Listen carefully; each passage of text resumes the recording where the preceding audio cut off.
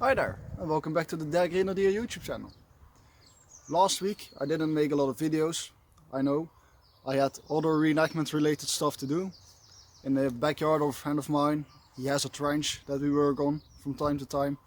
And we had a little small photo shoot and sleep over in the trench with full gear and only 3 people, so we can can keep a lot of distance from each other, of course.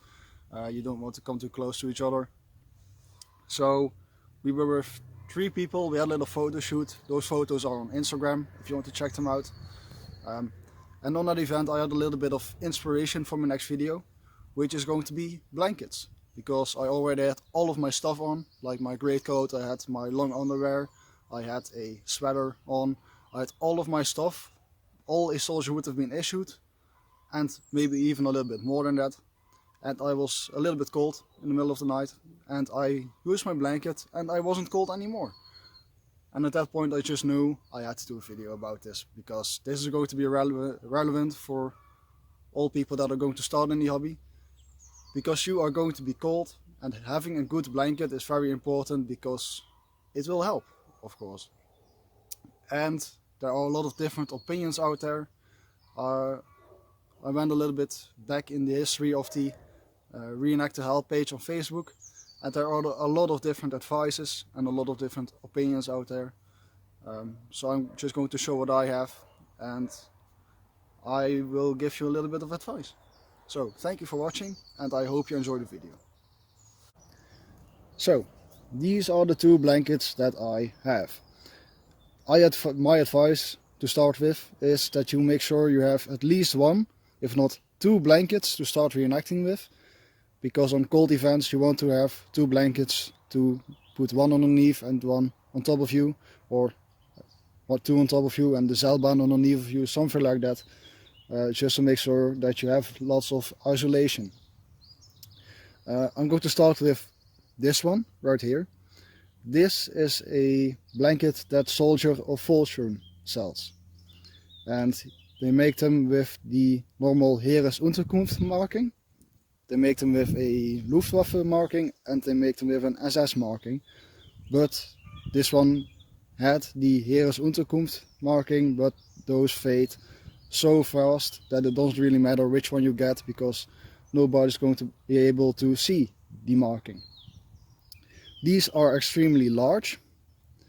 They are large enough that you can fold them in half and you can use them for a double isolation layer, or you can just use these to cover you completely from beneath your toes to over your head, something like that. These are really large. They aren't that thick, but they are quite thin, but they are really tightly woven, so the density is quite high. Plus the fact that they are really large is quite convenient, so you can fold them in half and you have a double layer, of course. These are a really dark grey color, and they have lots of different little specks of different colors in them, because these are made of scrap material, I believe. But from a distance they just look dark grey. I like this one. I used this one on my event last week. Well, trench sleep over thingy. I used this one. This helped. This is more than enough to keep you warm. If you have 2 of these, this is going to be more than enough to keep you warm. I believe they are around 30 pounds. I'm going to put a link in the description down below. These are not really that expensive. I like this one very much. I like to use this one. As far as colors go, I did a little bit of research. I looked at some comments people made that are people that know way more than I do. As long as you have a blanket that is any kind of grey color, light grey or dark grey, or beige colors, or anything with stripes or without stripes, if you have something like that, it's going to be good enough to reenact with. And you can also look at some green colors, like this one, dark or light green colors, or blue tints, or basically any kind of civilian type blanket is going to be good enough to reenact with. I advise you to just ask your unit, just to make sure that you don't buy something that they don't accept. You can also go for the issued type blankets that I believe at the front or Kelly's Militaria sell, but I don't think that is really necessary because those are quite expensive, and unless you really want one of those, I would just go with something like this civilian type blankets like these. You could also take a look at something like this right here. This is a post-war surplus Dutch military blanket. This one had a label on it that said it was 100% wool, which I assume is true. These are quite lightweight, I must say. They are a little bit smaller, they're easier to carry, but still these are going to keep you warm reasonably well. These are extremely cheap, especially if you live somewhere in the European countries. Multiple countries had types of blanket like this one. I know that Switzerland had some wool blankets post-war that are usable for reenactment. The only thing is that these are a typical Dutch military green color. So you might want to ask a unit if they accept something like this. Sometimes you will get the answer that these are not usable, which is okay, because you can just buy something like this, because these are way more usable than these. That's something that I believe I would most rather use this one than this one. But if you start reenacting, you might not have that much money or not enough money to buy 2 blankets, because you have to buy lots of stuff. So usually you can find something like this for around 10 euros here in the Netherlands or somewhere else in Europe, of course. Look at military surplus stores or something like yard sales. You will find something like this quite often. As I said, I prefer that one because it's larger, it is warmer, and it has a more appropriate color, but these are usable as well. So these are all the blankets that I have.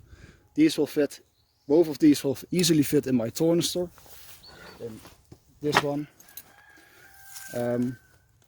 Also, of course, my zeilbaan fits in there with all my other winter gear. So if you have a large rucksack, you can easily carry 2 blankets like these. I realized I just said that my rucksack was a tornister. Little mistake on my part. I apologize.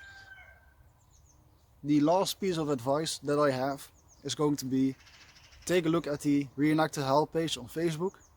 I'm going to put a link down below in the description. Also take a look at the soldatenforum. I'm also going to put a link down below in the description. Use the keywords blanket or blankets. Really simple. You will find lots and lots and lots of information and lots of discussion on blankets. I believe if you take a look at those sources, you will find a very usable amount of information. Also, just ask your unit what they think you need. As I said, I advise you to take at least 2 blankets with you, just to make sure, because if you, well, nobody sleeps good in the field, nobody sleeps good in a foxhole, but if you're cold, it's going to be way more terrible than if you are not cold, obviously. So take 2 blankets. That's what I do, and that works for me. So I think that's all for now. Please check out the links down below in the description. I thank you for watching. I hope you enjoyed. I hope I gave you some usable information. And I wish you all a very nice day. Thank you.